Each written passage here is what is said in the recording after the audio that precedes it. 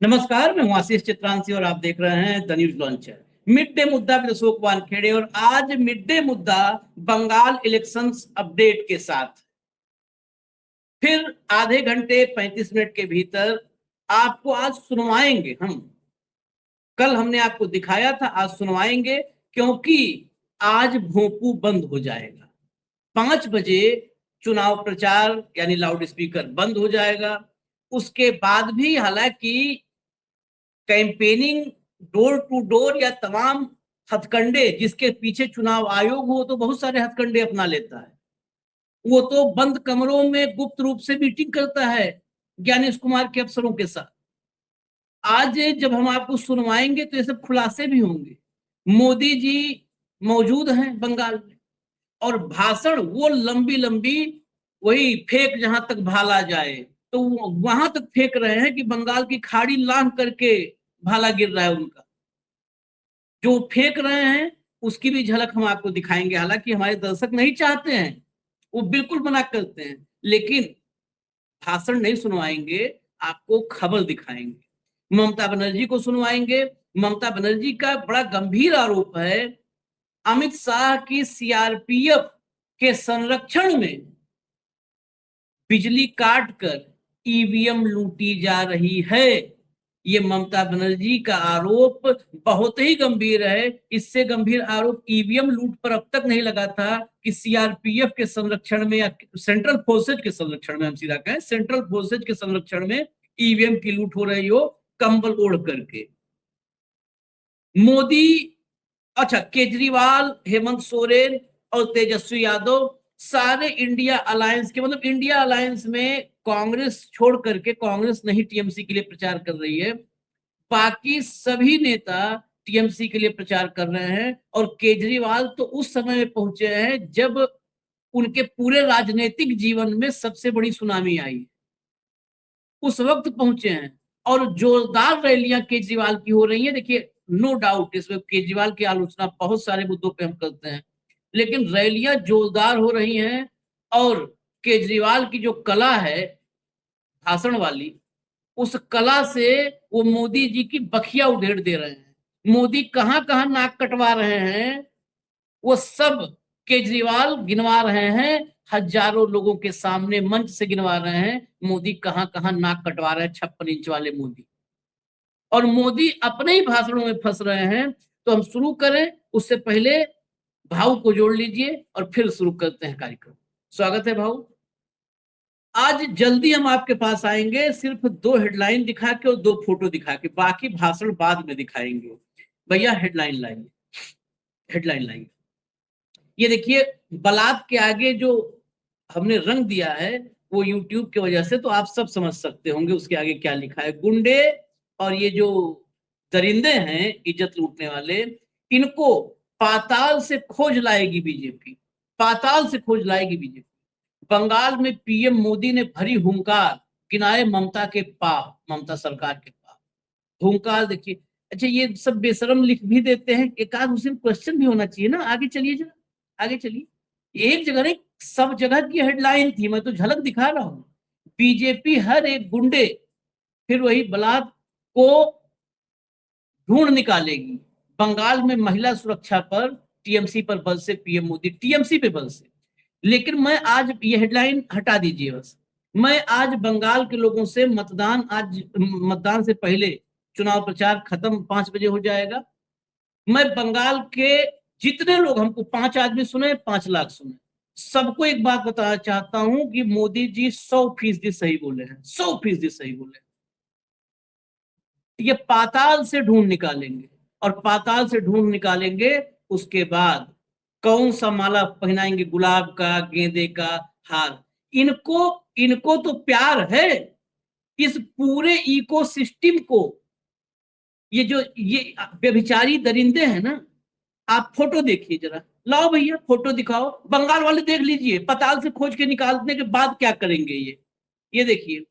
ये जो आपको सब दिख रहे हैं, कुर्ता पैजामा झलकारे हुए, और एक महिला, मतलब मुझे शर्म आती है कि टीका भी महिला लगा रही है। यही तो बीजेपी की महानता है, बीजेपी की महानता यही है। ये पता है, ये दरिंदे ये इस धरती पे मौजूद मतलब इस धरती पर मौजूद किसी भी माँ के कोख से जने हुए सबसे बड़े कलंक हैं जो खड़े हैं। सबसे बड़े कलंक, इनसे बड़ा कलंक इस सृष्टि में नहीं है। एप्स्टीन से भी बड़े ये पापी हैं। अगर मुझसे पूछा जाए, हम एप्स्टीन अमेरिका में रहता है, हम अपने देश का जानते हैं, एप्स्टीन से बड़े पापी हैं। इन्होंने एक गर्भवती महिला की इज्जत लूटी थी, पेट पे लात मारा था, कर गिरवा दिया, मतलब क्या क्या नहीं किया। इन दरिंदों जेल से छुड़वाया इन सब ने। और उसके बाद ये देखिए तिलक, अगली फोटो लाइए, अगली फोटो लाइए। नरेंद्र मोदी तो हम फिर पूरा बताएंगे ना, जिनका भाषण, खाली भाषण ये सब देते हैं। ये देखिए, गेंदक माला भी है, गुलाब की माला भी है। ये बैठे हैं जो सब, इन्हें धरती पर रहने हक नहीं है। देखिए कैसे स्वागत हो रहा है। स्वागत देखिए ऐसे लग रहा है कि बारात के अगुआ हैं। बिटिया की शादी जैसे होता नहीं, दूल्हे की तरफ से बारात के अगुआ चार आते हैं तो उनको माला पहना के अलग से बैठाया जाता है, बारात के अगुआ लग रहा है ये सब। जिस माँ ने जना होगा इन सबको ना, वो भी मतलब किसी भी लोक में होगी, वो शर्म आती होगी, आत्मा उसकी रोती होगी। अब भावुक पास चलेंगे। हमने कहा था हम पहले आज जल्दी चलेंगे। मोदी जी पाताल से खोज निकालते हैं। जरा बंगाल वालों को, आप तो मोदी जी गुजरात महाराष्ट्र सब जगह देखे हुए हैं, बंगाल वालों को आखिरी बार एक बार आप भी बता दीजिए कि मोदी जी बहुत सच बोलते हैं। नहीं, मोदी जी सच बोलते हैं, क्योंकि आज के डेट में भारतीय जनता पार्टी का सदस्य बनने के लिए व्याभिचारी, दुराचारी, भ्रष्टाचारी होना बहुत जरूरी है। यदि ये आप में नहीं है तो फिर आप भाजपा में मेंबर तो बन सकते हैं एक मिस कॉल देके, लेकिन आपको कोई वहां तवज्जो नहीं मिलेगी। कुछ नहीं कह रहा हूं मैं, आप क्राइम रिकॉर्ड ब्यूरो के, नेशनल क्राइम रिकॉर्ड ब्यूरो के आंकड़े देखिए। पिछले साल के जो आंकड़े अवेलेबल है, उसके पिछले साल के आंकड़े अवेलेबल है, और उसके पिछले साल के आंकड़े अवेलेबल है। मैं तो कहता हूं कि यदि ममता का 5 साल का शासन है तो क्राइम रिकॉर्ड ब्यूरो के 5 साल के आंकड़े उठा के देखिए। पहले 3 महिलाओं पर अत्याचार करने वाले राज्य डबल इंजन की सरकार की। डबल इंजन की सरकार देने के बाद भी यदि महिलाओं पे सबसे ज्यादा अत्याचार और हिंसा होती है तो मोदी जी इसके लिए टीएमसी जवाबदार है। गुजरात में बिल्किस बानो के साथ जो हुआ उसके लिए टीएमसी जवाबदार है। बिल्किस बानो के अपराधियों को तो सुप्रीम कोर्ट तक केस जाके सजा हुई है, वो तो सजा याफ्ता है। उसको अच्छे चाल चलन के लिए जेल से छोड़ना। हरियाणा सरकार आपकी डबल इंजन की सरकार है। एक व्याभिचारी जिसने अपने भक्तों की बेटियों पे हाथ डाला, ऐसा दुराचारी, डेरा सच्चा सौदा, उसको लगातार हर साल में 4-5 बार पैरोल देते हैं आप अय्याशी के लिए। तब शर्म नहीं आती मोदी जी को? मोदी जी के कॉन्स्टिट्यूंसी में आईआईटी की छात्रा के साथ इज्जत लूटी जाती है, और लूटने वाले मोदी जी के पार्टी के हैं। वो जमानत में छूटते हैं तो उनका स्वागत होता है, और जब वो चिन्हित होते हैं, सीसीटीवी फुटेज में पकड़े जाते हैं, तो पुलिस हाथ नहीं डालती, क्योंकि मध्य प्रदेश के चुनाव में प्रचार कर रहे होते हैं और ये कहते हैं कि मोदी जी की इसमें महिला सुरक्षित है। दिल्ली में किसका राज है? दिल्ली में तो केंद्र का राज है। अभी तो डबल इंजन की सरकार है। और वैसे भी केजरीवाल भी था तो पुलिस तो केंद्र के अधीन थी। इस देश की ओलंपिक मेडल विजेता महिलाएं सिर्फ एफआईआर दर्ज करना चाहती थी कि उनके इज्जत पे हाथ डाला किसी नराधम ने, क्योंकि वो बीजेपी का सांसद था, तो उनकी एफआईआर दर्ज नहीं हुई। उनको सुप्रीम कोर्ट में एफआईआर दर्ज करवाने के लिए जाना पड़ा। न्याय तो बात की बात है, बहुत बात की बात है। शर्म नहीं आती तब पार्लियामेंट से मात्र 1 किलोमीटर दूर पर पुलिस ने उस आंदोलित महिलाओं को जूतों से रगड़ दिया जिन्होंने स्टेडियम को पूरा खड़ा कर दिया था भारतीय राष्ट्रगान वहां गवा के। भारत की बेटियां, हमारी बेटियां कह के बोला था प्रधानमंत्री ने। यदि वो हमारा अभिभावक है प्रधानमंत्री, जो अपने बेटी की इज्जत लूटने पे उसको न्याय नहीं दिलवा पाता, तो वो बंगाल की महिलाओं को क्या दिलवाएगा? कौन सी बात करता है? जवाब दे मोदी जी। व्याभिचारी और दुराचारी तो पार्लियामेंट में बैठे हैं, व्याभिचारी और दुराचारी तो मेंबर ऑफ पार्लियामेंट, मतलब आप कैबिनेट में हैं। कितने बीजेपी के लोग अंदर हैं जेल में, और जो जेल से छूट के कितने मेंबर बने हैं बीजेपी के जो दूसरे पार्टी में थे? आसाराम बापू, उसके साथ तो प्रधानमंत्री का खुद स्टेज पे अपीयरेंस है। ये बापू हे बापू भव, हे भव, बापू, बापू, जिस प्रधानमंत्री का बापू इज्जत लूटने की सजा पा रहा हो जेल में, जिसका गुरु, जिसके चरणों में ये थे, सजा पा रहा हो जेल में, वो बंगाल में आके कहता है कि दीदी के राज में महिला सुरक्षित नहीं। सुरक्षित नहीं। हाँ, क्या, क्या मतलब, इनकी जीभ को छेद भी नहीं होती। वो थे ना हमारे विट्ठल भाई पटेल, मध्य प्रदेश के अच्छे पॉलिटिशियन थे, कवि थे बेचारे। कभी अच्छे पॉलिटिशियन कभी कभी निकल जाते हैं। अटल जी हो गए, विट्ठल भाई पटेल हो गए। उनको बोला था बॉबी पिक्चर के लिए गाना लिखने के लिए राज कपूर ने।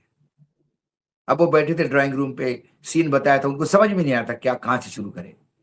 इतने में फोन आता है किसी अपने सगे का राज कपूर को। राज कपूर उसको बोलता है झूठ मत बोलो कौवा काट लेगा। तो उनको मुखड़ा मिल गया, उन्होंने झूठ बोले कौवा काटे, काले कौवे से डरियो, और गाना लिख डाला, खूब हिट हुआ। तब हमको पता पड़ा कि झूठ बोलने पे कौवा काटता है, ऐसा डर दिखाया करते थे बुजुर्ग। आजकल कौवों ने काटने से मना कर दिया। मैंने एक कौवे को पूछा क्या हो गया, झूठ बोले कौवा काटे। बोले भाई साहब 2014 के बाद झूठ ही बोल रहा है, हमारा 24/7 काटने का ही काम रह गया है क्या? फिर दाना कब चोंच चुगेंगे, पानी कब पियेंगे? चोंच घिस गई जिस चोंच, अब क्या। हमने, अब झूठ बोले कौवा काटे नहीं, झूठ बोले बोलते रहियो। कौवा तुमसे डरियो, तू झूठ बोलते जा, सत्ता को पा जाइयो। ये नए तो शब्द है जरा गाने के। तो ये आदमी बंगाल को बता रहा है इनके राज्यों का चरित्र क्या है, इनका अपना चरित्र क्या है। जब आप व्यक्तिगत रूप से कहते हो दीदी ओ दीदी, दीदी से मेरा कोई लेना देना नहीं, ना कहीं कोई ऐसी कोई मुलाकात है, लेकिन एक भद्र महिला यदि देश की राजनीति में है तो उसका मजाक उड़ाने का अधिकार इस सज्जन को नहीं है, जिसके बारे में सुब्रमण्यम स्वामी से लेके तमाम लोग क्या क्या कहते हैं। भाऊ, उनके ऊपर ये किताब महिला लिखने वाली आरक्षण की महिला बात पे आएगी करते गहरी हैं। तो खैरे नहीं कि रास्ते पे पान की दुकान पे पिक मारते हुए कोई बोल दिए है ना, जिसने जीवनी लिखी इस आदमी की। हाँ, मधु किशोर। जो आदमी पता विश्व का सबसे बड़ा व्यभिचारी और दुराचारी एप्स्टीन का दोस्त है, वो उनके कैबिनेट में बैठा है। इतना घिनौना व्यभिचार करने वाला सोचा भी नहीं था। रोंगटे खड़े हो बंगाल जाते हैं में जब 3-3, 4-4 साल के बच्चों के साथ शोषण करते हैं ये लोग। उसको अपना टेलीपैथी वाला दोस्त मानने वाला वो पूरी आज इनके साथ कैबिनेट में बैठा है, और ये उस कैबिनेट के मुखिया बंगाल में कहते हैं कि महिला सुरक्षा मैं दूंगा। महिलाओं की बंगाल पूरी सुरक्षा के हवाले हवा कर, बंगाल पूरी के हवाले करोगे?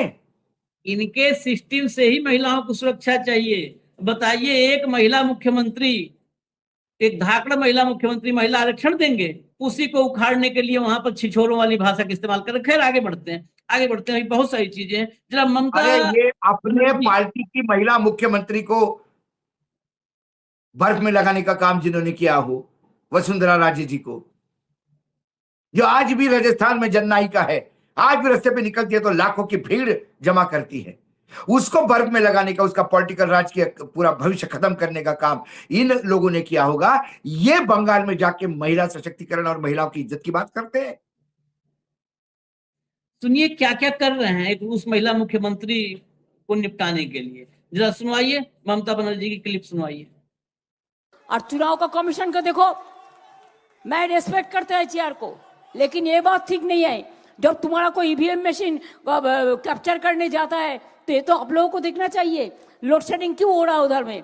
लोड शेडिंग तो होना नहीं चाहिए, हमारा इधर में तो लोड शेडिंग नहीं होता है। तुम करंट ऑफ करके और कंबल मुड़ी दे के मुखोश पड़ के जाके लूट करने जाने का कोशिश कर रहे हैं। इसका ये प्रमाण हो जाता है कि आपको मतलब कुछ और है, लेकिन ये मतलब में आप लोग भी मत फंसिए, किसी को फंसाने भी नहीं दीजिए। मैं आप लोग को विश्वास करती हूँ कि हमारा साथ आप लोग जरूर साथ देंगे। चलिए अगली क्लिप लाइए। कंबल ओढ़ के, कहा ना कंबल मुड़ी में ढक के जा रहे हैं सब लाइट ऑफ करके, ये कई जगह शिकायत है। चलाइए। हाँ 10 साल से है, कभी देखिए अब देखा कि इधर में आपका कोई गड़बड़ हुआ? कभी देखा? कभी कोई लोग आपको पास जाके कोई झुमला किया, कोई गड़बड़ किया? बीजेपी बोलता है बंगाल में महिला लोग रास्ता में चलते नहीं सकते हैं, कहता है पूरा इधर में सब झुपड़ी है। अरे भाई, गरीब लोगों का भी रहने का हक है, और जिसका पास रुपया है उसको भी बहुत मेहनत करके कमाया, उसको भी रहने का हक है। लेकिन बीजेपी ठीक करेगा कि कलकत्ता कैसा है कैसा नहीं है। तुम पहले दिल्ली को संभलाओ, पहलगांव को संभलाओ। उधर में क्यों पहलगांव में जब पाकिस्तान अटैक किया, तुम क्यों वो साझुआ गाड़ी नहीं भेजा? एक भी पुलिस नहीं था, और इधर में 2 लाख पुलिस भेज दिया। पुलिस क्या करते हैं, और सेंट्रल फोर्स जाके, मैंने कल 2 घटना सुना कि कंबल लगा के क्रिमिनल लेके जाता है जिसमें वोट हो गया है ईवीएम मशीन कैप्चर करने के लिए। हम सबको अलर्ट करती हूँ, सब लोगों ने, आप लोगों ने आपका वोटिंग मशीन को ख्याल में रखिए। और अभी जो पुलिस है इधर का, क्या बोलूं मैंने, वो लोगों को ले आया बीजेपी देख के, और वो लोगों ने एक भी एक्शन नहीं लेता है, खाली हमारा पार्टी का खिलाफ एक्शन लेता है। लेकिन ये लोगों को पता नहीं है 4 तारीख के बाद ये लोग वापस जाएंगे, तो आप लोग तो इधर में रहेंगे। आपको चाय हम देंगे, आपको मिठाई हम खिलाएंगे, आपको परिवार को हम लोग देखेंगे। क्यों बीजेपी का ऊपर आप काम करते हैं? I don't want you should work for Trinamool Congress also, you work impartially for the people of the state. This is only my request. ये पुलिस वालों से कि टीएमसी के लिए भी काम मत करो, इम्पार्शियली काम करो। और क्रिमिनल को लेकर के जाता है मुंह कंबल से ढक करके। 2 जगह से कह रही कि 2 जगह से मामला आ चुका है। ईवीएम कैप्चर करने के लिए सेंट्रल फोर्सेज लेकर के गई क्रिमिनल्स को, कंबल ढक करके 2 जगह से। कोई गैर जिम्मेदार नहीं व्यक्ति बोल रहा है। नरेंद्र मोदी से तो बहुत ही जिम्मेदारी से बोलती है ममता बनर्जी। मैंने 1 नहीं 10 क्लिप सुनी है, दूसरे लोगों की है, इसलिए हम नहीं सुना सकते भाऊ। बंगाल में तो लोग डंके चोट पे, इन्होंने 3000 का वादा किया है, सारे के सारे एक लाइन से कह रहे हैं मोदी की बात पर हमें भरोसा नहीं है। दीदी हमारी जो बोलती है वो करती है, जो बोलती है वो करती है। दीदी लफाजी नहीं करती, दीदी जुमलेबाजी नहीं करती, बोलती है उतना करती है। और ये तो लफाज है, जुमलेबाज है, इसकी बात पर हमें कोई भरोसा नहीं। ये बताइए आप, ये ईवीएम के जो है, ये तो बड़े मतलब बहुत ही सनसनीखेज एक तरह से कहे आरोप है कि नहीं सेंट्रल आशीष जी, इस बार हमने क्या कहा, इस बार हमने कहा कि आज के डेट में किसी भी राजनीतिक विश्लेषक को नतीजों पे बोलना ये मूर्खतापूर्ण काम हो गया है। हाँ। क्योंकि हम विश्लेषण किसका करेंगे? जनता से बात करके करेंगे, रैलियों को देखते हुए कहेंगे, लोगों का रिस्पांस देखते हुए कहेंगे, लोगों से बातचीत कर रहे तमाम पत्रकारों से बात करके करेंगे। यही कर सकते ना, और तो कोई रास्ता हो नहीं सकता। कोई हम वो ज्योतिष वाले तो नहीं है कि कुंडली लगा के बैठ जाना और भैया राहु केतु किधर है और शनि किधर है और सूर्य चंद्रमा क्या कह रहा है, ये तो नहीं बताता ना। हम तो वो चैनल है ही नहीं कि हर तीसरे दिन सरकार गिराने की बात करे किसी फ्रॉड ज्योतिष को बिठा के। हम तो शुद्ध रूप से एनालिसिस करते हैं। लेकिन किस बात का एनालिसिस करेंगे? भीड़ क्या मायने हो गए? बिहार के नतीजों ने क्या बता दिया? जिनकी रैलियों में भीड़, चेयर खाली होती है, वो चुनाव जीतते हैं। जिनके रोड शो में स्कूल के बच्चे खड़े हो जाते हैं, वो चुनाव जीतते हैं। जिनको लोग मतदान नहीं देते, वो चुनाव जीतते हैं। तो वो तो कहती है कि ईवीएम हैक होती है, ईवीएम लूटी जाती है। क्यों ट्रक घुसा था? बिहार में स्ट्रांग रूम में क्या कर रहा था ट्रक स्ट्रांग रूम में खाली बक्से लेके? स्ट्रांग रूम का एरिया तो बड़ा सिक्योर होता है। और उसके बाद वहां के नतीजे क्या हुए? सुपड़ा साफ हो गया विपक्ष का। इसका कौन जवाब दे? इसका जवाब देना चाहिए चुनाव आयोग को, लेकिन चुनाव आयोग ही इसमें पार्टी हो तो कौन अपने खिलाफ एक्शन खुद के करवाएगा? हमने देखा एसआईआर में क्या हुआ। हमने देखा पहले चरण में लोगों ने बम्पर वोटिंग किया और हमें मान रहे हैं कि लोग एसआईआर से बहुत दुखी थे। उसका रिटेलिएशन, उसका रिएक्शन हुआ कि लोगों ने कहा कि नहीं, किसी भी हालत में इन लोगों को आने नहीं देना चाहिए। क्या इसलिए वोटिंग हुआ? या 92% वोटिंग होने के बाद भी मशीनें बदली जाएगी, रिप्लेस की जाएगी? कहीं डर है, क्योंकि जब मशीनें खुलेगी तो पता पड़ा कि पूरे गांव ने एक तरफा वोट दिया है टीएमसी को, लेकिन गांव का एक वोट भी टीएमसी को नहीं गया। महाराष्ट्र में हमने देखा, जीता हुआ विधायक कह रहा था कि साहब मैं जीता हुआ विधायक हूं, फिर भी मैं यहां पोलिंग करवाना चाहता हूं, मॉक पोलिंग, क्योंकि मुझे इस गांव पे विश्वास है कि इस गांव से मेरे को वोट कैसा नहीं मिला, जबकि गांव मेरा अपना है। गांव वालों ने भी कहा कि हम फिर से एक बार मॉक पोलिंग करेंगे, लेकिन मॉक पोलिंग करना एक गैर कानूनी है और संविधान के खिलाफ है, ऐसा बोल के पुलिस की छावनी बना दी और मॉक पोलिंग नहीं करवाए। वीवीपैट आप मैच नहीं करवाते, आप बोलते कि डेटा इरेज कर दिया, डिलीट कर दिया है, आप मेंटेन नहीं करते डायरिया, जो मैंडेटरी है कि हर बूथ को डायरी मेंटेन करना है। आप ये तक नहीं बताते कि टोटल परसेंटेज ऑफ वोटिंग कितना होगा। आप ये नहीं बताते कि 5 बजे बाद जो वोटिंग हुआ वो कितने वोट गिरे। सब बंद कर दिया आपने। आप सीसीटीवी फुटेज नहीं देते जहां धांधली हो गई। ये क्या है? ये नहीं दूंगा, वो नहीं दूंगा, वो नहीं दूंगा। क्यों नहीं देगा? किस लिए नहीं देगा? तुम्हारे कुकर्म पकड़े जाएंगे इसलिए? तुम्हारा ये जो क्रिमिनल एक्ट है ये पकड़ा जाएगा इसलिए? संविधान को पलीता लगा रहा है वो पकड़ा जाएगा इसलिए? इस देश के लोकतंत्र को नेस्तनाबूद कर रहे वो इसलिए? मनुस्मृति को आने के लिए रेड कारपेट बिछा रहे वो इसलिए?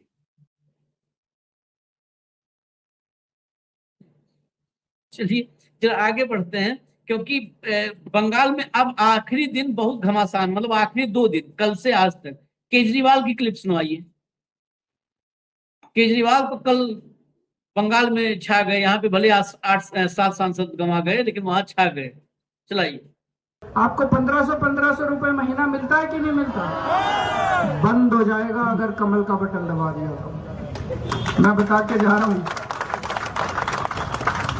आपके घर की महिलाओं को मिलता है कि नहीं मिलता 1500? गलती से कमल का बटन मत दबा देना, बंद हो जाएगा। ये पहला काम यही करेंगे। और प्रधानमंत्री जो भी बोलते हैं केवल झूठ बोलते हैं, झूठ बोलते हैं और झूठ के सिवा कुछ नहीं बोलते हैं।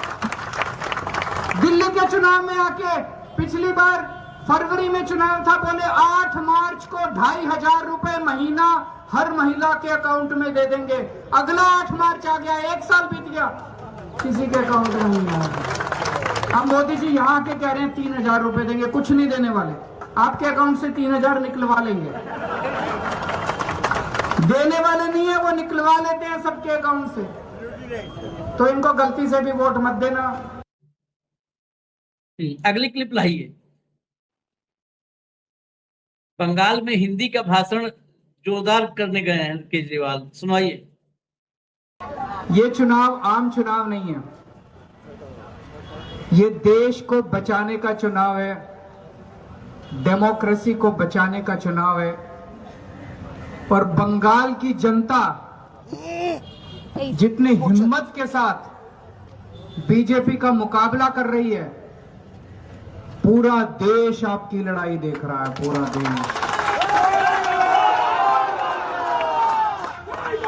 पूरा देश देख रहा है किस तरह से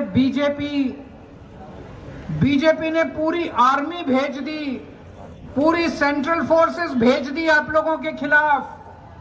पूरे देश से आर्मी इकट्ठी करके बंगाल में भेज दे रहे। बंगाल में टेररिस्ट रहते हैं क्या? आप लोग टेररिस्ट हैं? आप लोग आतंकवादी हैं? आप लोग भी इंडियन हैं? इंडियन है कि नहीं है? पूरे देश की आर्मी भेज दी उन्होंने बंगाल के अंदर। ये बंगाल के ऊपर हमला है। बंगाली संस्कृति के ऊपर हमला है, बंगाली अस्मिता के ऊपर, इज्जत के ऊपर हमला है, हर बंगाली के ऊपर हमला है। आप लोगों को इसका जवाब देना पड़ेगा। अगली सुनाइए। केजरीवाल को सुनने 7 सांसद के झटके के बाद और मजा आ रहा है, क्योंकि कनेक्ट तो करने में माहिर है आदमी, कनेक्ट करने में। हाँ सुनाइए। जब आजादी की लड़ाई हुई थी तो सबसे ज्यादा कुर्बानी पूरे देश में आपके दादा परदादा ने दी थी। सुभाष चंद्र बोस, खुदीराम बोस, न जाने कितने लाखों लाखों बच्चे, युवा आजादी की लड़ाई में कुर्बान हो गए, शहीद हो गए। आज आप लोग इस आजादी को बचाने की लड़ाई लड़ रहे हैं, जनतंत्र को बचाने की लड़ाई लड़ रहे हैं। कैसे? नरेंद्र मोदी जी और अमित शाह जी अब पूरे देश में अनपॉपुलर होते जा रहे हैं, पूरा देश उनसे नफरत करने लगा है। अब सोशल मीडिया पे चले जाओ, फेसबुक पे चले जाओ, इंस्टाग्राम पे चले जाओ, नरेंद्र मोदी के इतने मीम्स बन रहे हैं, उनका मजाक उड़ाया जा रहा है। ट्रंप उनको गाली देता है खुलेआम। नरेंद्र मोदी की हिम्मत नहीं है ट्रंप के खिलाफ चू करने की।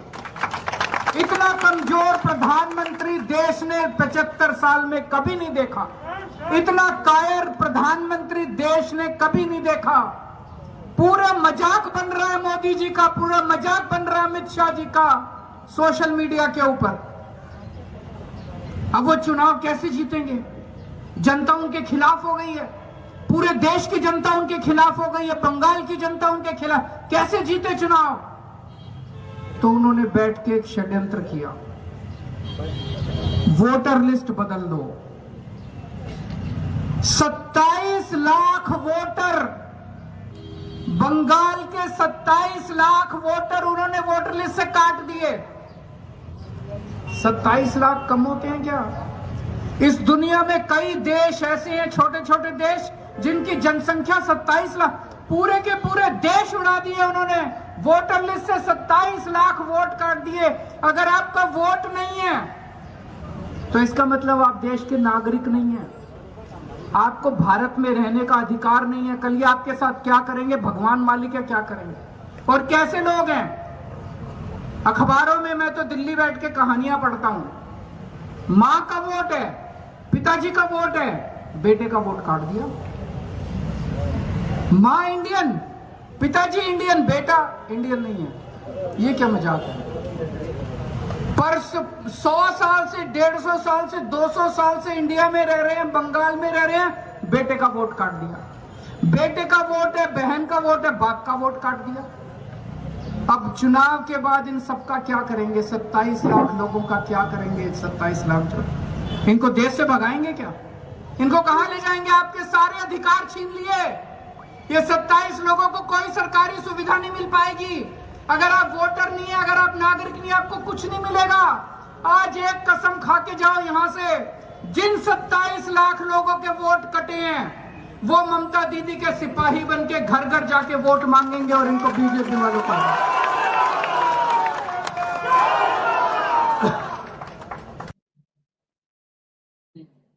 और है क्या केजरीवाल का? सुना तो भैया, टाइम आज थोड़ा ज्यादा हो जाए। केजरीवाल मजे ला दिए। हाँ, दर्शकों में गाली सुन रहे। और मुझे पता चला बीजेपी के कई मुख्यमंत्री भी घूम रहे हैं यहाँ पे, कई मंत्री भी घूम रहे हैं यहाँ पे। इतने लोग बीजेपी ने लगा दिए किस लिए? एक दीदी को रोकने के लिए। एक छोटी सी महिला है, छोटा सा कद है, पर चलती बड़ी तेज है। जब मैं देखता हूँ सड़क पे जाने, एक नारी सब पे भारी, एक नारी सब पे भारी। वो अकेली मिलके सबको हरा देती है। कैसे?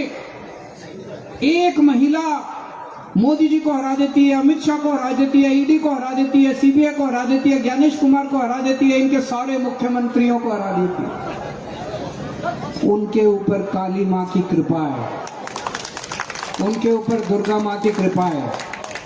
बिना भगवान की शक्ति के होता नहीं है ये, है ना? है कि नहीं है? भगवान की शक्ति की जरूरत होती है, भगवान की माँ की शक्ति है उनके साथ, इसलिए वो सबको हराती है। ये भी एक तरह से तीर मारा। देखिए, वो केजरीवाल है, राजनीति में तपा हुआ है, और इस बार केजरीवाल बहुत एग्रेसिव है, क्योंकि दिल्ली की भड़ास भी निकालनी है।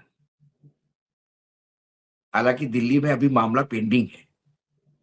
इन्होंने लिखा है स्पीकर को पत्र, लेकिन फिर फूटे घड़े में पानी डाल रहे केजरीवाल जी। हमने देखा कि कौन से डबल इंजन की सरकार में विधानसभा का स्पीकर हो या लोकसभा का स्पीकर हो, कोई सुनता है क्या? वो तो वही सुनते हैं जो आका कहते हैं। लेकिन ये मामला सुप्रीम कोर्ट जाएगा, उसमें भी कोई ज्यादा मुझे अपेक्षा नहीं है, लेकिन बहुत सारी चीजें खुल के डिस्कस होगी। जब डिस्कशन होगा, जब केस लड़ा जाएगा, तो तर्क, कुतर्क, वितर्क सारे सुनने को मिलेंगे, और उसी से कुकर्म का एक पार्ट भी सामने आ जाता है, और एक विद्रूप चेहरा, चाहे लेजिस्लेचर का हो या जुडिशरी का हो, वो भी दुनिया के सामने आ जाता है। लेकिन आज जिस ताकत से बोले, और ये जो तर्कश का तीर निकाला कि माँ काली का आशीर्वाद है, माँ काली का आशीर्वाद है ही। लेफ्ट के खिलाफ जब लड़ी, तब एक रणचंडी बन के लड़ी है। ममता दीदी ने सत्ता हासिल कोई थाली में नहीं ली है, शरीर की हड्डियां टूटी है। ममता ज्यादा 24/7 सर पे बैंडेज रहता था। वो ममता दीदी को मैंने देखा है, पार्लियामेंट आती थी तो लंगड़ाते लंगड़ाते आती थी, कभी हाथ गले में टांग के आती थी, कभी सर पे बैंडेज होता था। खून पसीने से सींचा है उस बंगाल की भूमि को, तब जाके सत्ता में बैठी है। ये ऊपर से ईडी, सीबीआई, इनकम टैक्स, चुनाव आयोग, पैरामिलिट्री फोर्सेस, न्यायपालिका, इन सब का कॉकटेल करके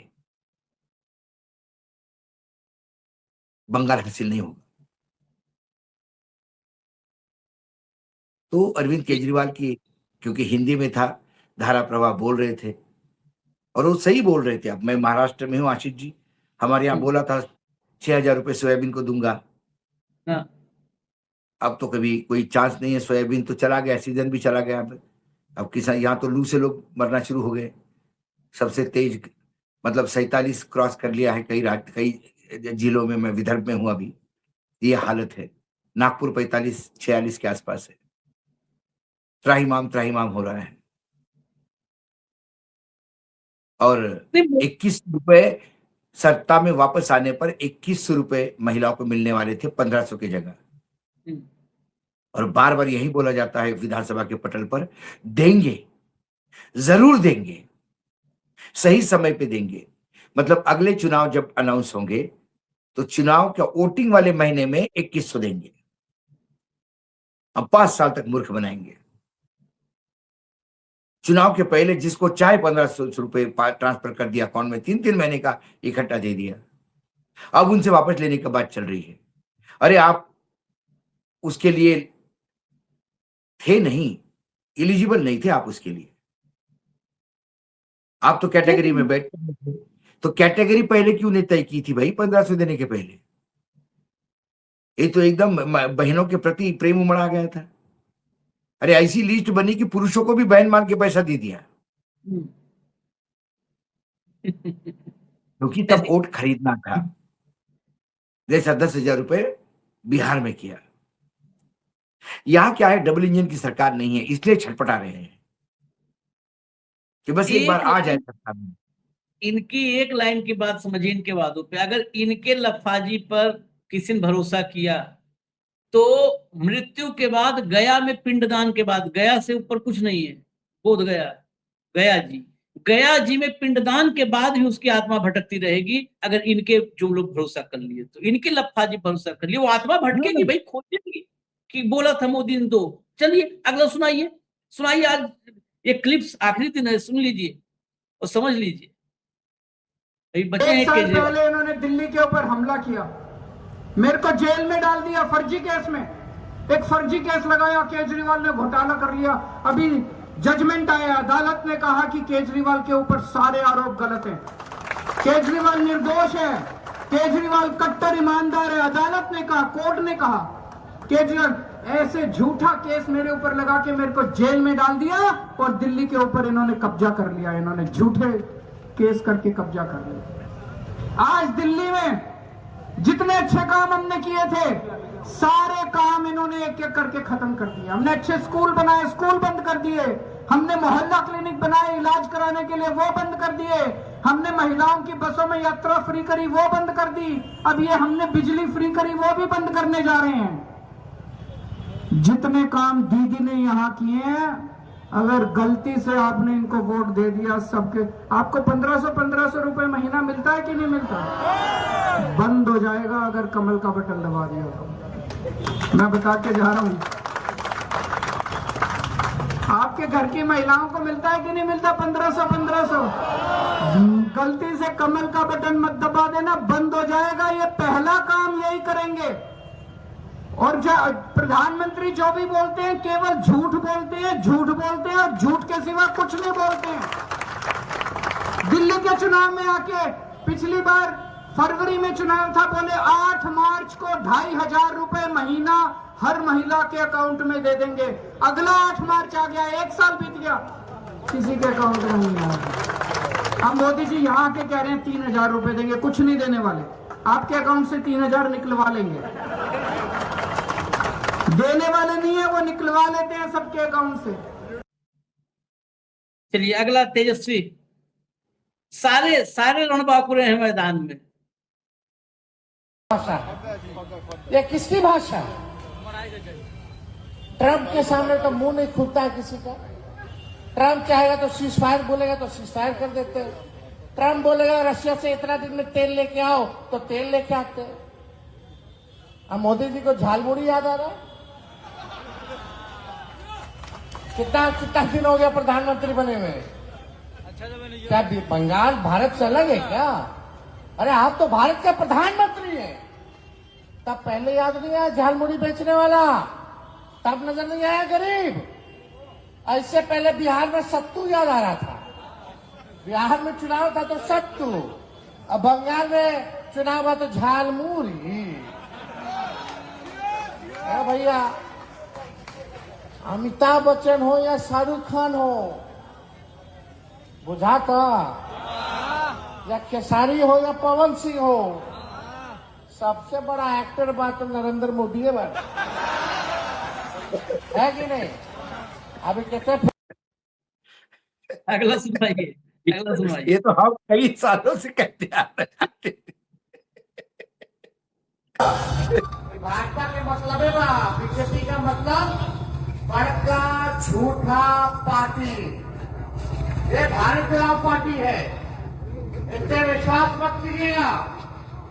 आज यहाँ से हमारे जो प्रत्याशी हैं, ये पत्रकार रहे हैं, जयदीप जी, आपसे हम वोट मांग रहे हैं कि एक वोट जो है इनको दे करके भारी बहुमत से आप लोग जिताने का काम करें और फिर से ममता बनर्जी को जो है मुख्यमंत्री आप लोग बनाइए, सरकार बनाइए। बीजेपी के लोग क्या क्या भाषा का प्रयोग कर रहे हैं आपने देखा होगा। अमित शाह जी क्या बोल रहे हैं? अमित शाह जी बोले कि टीएमसी का गुंडा गुंडा कर देंगे। ये कोनो गृहमंत्री का भाषा है कि रोड पे मवालियों का भाषा है? ये किसकी भाषा है? ट्रंप के सामने तो मुंह नहीं खुलता है किसी का। ट्रंप चाहेगा तो सीज फायर बोलेगा तो सीज फायर कर देते हैं। ट्रंप बोलेगा रशिया से इतना दिन में तेल लेके आओ तो तेल लेके आओ। अगली क्लिप लाइए, फिर फाइनल कमेंट लेंगे भाव से। अगली क्लिप लाइए।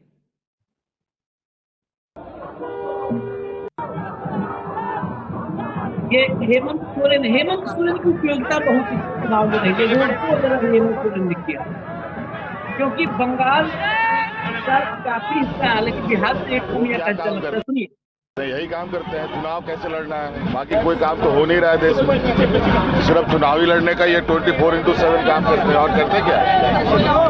दावा कर रहे हैं कि अभी से ही हम लोग 100 से ज्यादा सीट जीत लिए। अरे दावा तो ये बहुत बड़ी करते हैं। एक भी दावा देखो आज धरातल पे क्या हालत है, देश की क्या हालत बना रखी है इन लोगों ने।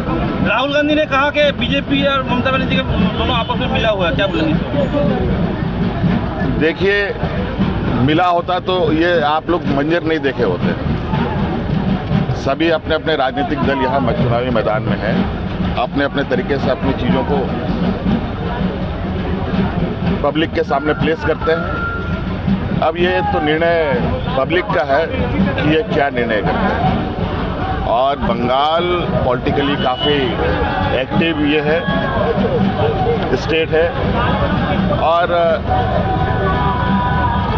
डेमोक्रेटिक ताकत को बंगाल से ज़्यादा लोग और बेहतर कोई नहीं बताता। बंगाल की जनता को क्या बोलेंगे? 29 तारीख को चुनाव है। हमारी तरफ से यही संदेश है कि आज जो सद्भाव, जो ताकत इस देश की थी, जिसको लोहा पूरा दुनिया मानता है, वो अनेकता में एकता, सभी जात धर्म के लोग एक साथ एक मोहल्ले में रहते, यही देश की ताकत है। लेकिन भारतीय जनता पार्टी ने जिस तरीके से समाज के बीच में जहर डाला है, ये आने वाली पीढ़ी के लिए बहुत ही खतरनाक और देश के लिए बहुत ही बुरा है। इसीलिए जो ये देश की ताकत है उसको किसी भी हाल में जो तोड़ते हैं, जो तोड़ने वाले लोग हैं, उनको मुंह तोड़ जवाब दें। भाऊ, सारे योद्धाओं को आपने देख लिया, अब फाइनल कमेंट तो कार्यक्रम खत्म करें। नहीं, फाइनल कमेंट यही है कि ये जो लगातार हर राज्य में झूठ झूठ बोल के परोस के जो सपने दिखाते हैं और फिर बाद में सपने तोड़ते हैं और एक बार सत्ता में बैठ गए तो फिर वो मशीनरी का, स्टेट मशीनरी का भी उतना ही दुरुपयोग करते हैं जितना केंद्रीय मशीनरी का, और फिर सत्ता से निकलने का नाम नहीं लेते। ऐसे हम कई राज्यों में हमने देख लिया है। लेकिन बंगाल में हमेशा कहता हूं, हमारे देश में हर राज्य की तासीर अलग है राजेश। बंगाल एक अलग राज्य है। बंगाल पॉलिटिकली, जैसा कि हेमंत सोरेन ने कहा कि बंगाल पॉलिटिकली बहुत अवेयर है। बंगाल संघर्ष करने वालों का साथ देता है। बंगाल हवाबाजी करने वालों का नहीं। बंगाल में रविंद्रनाथ ठाकुर भी है तो बंगाल में सुभाष चंद्र बोस भी है। बंगाल से स्वामी विवेकानंद भी है। ये बंगाल का कलेवर है, ये कैनवास है बंगाल का। बंगाल जो होता है उसका साथ देता है। सपने बेचने वाले बंगाल में कम ही चलते हैं, इसलिए पिछली बार भी इतना जोर लगाने के बाद दीदी की सीटें बढ़ी गई थी कम होने के बजाय। इस बार संकट ज्यादा है क्योंकि इस बार चुनाव आयोग ने पिछली बार जो रोल नहीं किया था वो बहुत ज्यादा, इस बार चुनाव आयोग ही चुनाव लड़ रहा है बेसिकली। हाँ, खुला लड़ रहा है, खुला लड़ रहा है क्योंकि न्यायपालिका का उसको संरक्षण है। चुनाव आयोग पे एक ही नहीं लगा, मतलब एक ही अंकुश है वो जो न्यायपालिका का, क्योंकि वो भी संविधान का कस्टोडियन है, इसलिए न्यायपालिका इंटरवेन कर सकती है। लेकिन जब न्यायपालिका साथ में साथ देके एक थाली में खाना खा रहे हैं तो फिर अब कहीं से न्याय की उम्मीद भी नहीं है। ऐसे में जो भी उम्मीद है वो बंगाल की जनता से है, मतदाताओं से है, और मतदाता इन तमाम टूल किट्स पे भारी पड़ते हैं, ऐसा हंगेरी ने दिखा दिया। क्या बंगाल एक नई शुरुआत इस देश के संग्राम में करने जा रही है, ये अब मतगणना के दिन सामने आएगा। बाकी तमाम वक्ताओं ने ये, मतलब जो हम, अब जो लोग हमारे रेगुलर शो देखते हैं, जो हमारे न्यूज लॉन्चर के व्यूअर्स हैं, उनके लिए इन लोगों की बातें नई नहीं होगी क्योंकि यही बात हम बोलते आ रहे हैं। हमने तो कई बार कहा कि ये मुंबई चले गए होते तो ये शाहरुख वारूख के सब हाल, ये बेरोजगार हो गए होते। दिलीप कुमार से बड़ा अदाकार मानता हूं मैं प्रधानमंत्री को। उनको तो ग्लिसरीन लगता है आंखों में से पानी निकालने के लिए। ये तो यूं चुटकी से रो देते हैं। वॉइस मॉड्यूलेशन, इनका कोई जवाब नहीं किसी का। कब गला रुन जाए उनको। Best actor. ध्यान से आप लोग मतदान जब करिए, बस मतदान ध्यान से करिए, हमें इजाजत दीजिए। इसलिए बंगाल वालों से उम्मीद भी है और निवेदन भी है क्योंकि देश में दो राज्य, पंजाब और बंगाल, पश्चिम में पंजाब, उत्तर पश्चिम में, और पूरब में बंगाल, ये दो राज्य हैं। आजादी की लड़ाई में भी अगर इन गोरों से सबसे ज्यादा लड़ा तो बंगाल और पंजाब। आप क्रांतिकारियों की सूची खोल लीजिए तो बंगाल की खोलिए और पंजाब की खोलिए, पढ़ते पढ़ते थक जाएंगे। अब बाघा जतीन से लेकर के, और अभी तो दो नाम गिनाया था, नाम सामने मेरे कैसे खुला हुआ है, बाघा जतीन, मास्टर सूर्यसेन, प्रफुल्ल चाकी, खुदीराम बोस, पढ़ते चले जाइए। मैंने वही तो कहा, आजादी की लड़ाई की शुरुआत ही बंगाल से हुई है। और ये बंगाल से दोनों ही आवाजें उठी, बंगाल से आवाजें उठी, उसके बाद ही उसका इको पूरे भारतवर्ष में सुनाई दिया। अच्छा, ये दोनों राज्य देखिए, दोनों में सिमिलरिटी देखिए, गोरों को भगाए थे और ये दोनों राज्य इनको नहीं घुसने दिए हैं। आप इसे समझ लीजिए कि ये दोनों राज्य तासीर को समझते हैं कि कौन है खतरनाक। इन दोनों ने अब तक घुसने नहीं दिया है भाजपा के इकोसिस्टम को, कहीं नहीं घुसने दिया। अब आखिरी ये इन लोगों के लिए आखिरी चुनौती है, जब यहां घुस गए उसके बाद देश में कुछ नहीं बचेगा। और वो इसीलिए ये बंगाल जीतना चाहते हैं। बंगाल जीतने के बाद ही अंग्रेजों ने माना था कि पूरे, मतलब बंगाल जीतते ही अंग्रेजों ने मान लिया था कि भारत अब उनका है, उनके मुट्ठी में है। भाई, अंग्रेजों ने आखिरी लड़ाई बंगाल में लड़ी, उसके बाद ही भारत पे कब्जा कर लिया पूरे। ये पूरे भारत पे राज कर ले, लेकिन बंगाल के बगैर इनको भी पता है कि पूरे भारत हमारी मुट्ठी में नहीं है। तो बंगाल जीतना चाह रहे हैं। आपको मास्टर सूर्यसेन बनना है, बाघा जतीन बनना है, खुदीराम बोस बनना है। मतलब क्या है, आपको बंगाल की अस्मिता को बचाना है, भारत की अस्मिता को बचाना है, संविधान बचाना है। इजाजत दीजिए हमें, हम फिर आते हैं अपडेट्स के साथ, बंगाल इलेक्शन अपडेट्स आज तो, और लगातार अपडेट हम लेकर के आएंगे। धन्यवाद भाऊ, बहुत बहुत धन्यवाद, नमस्कार।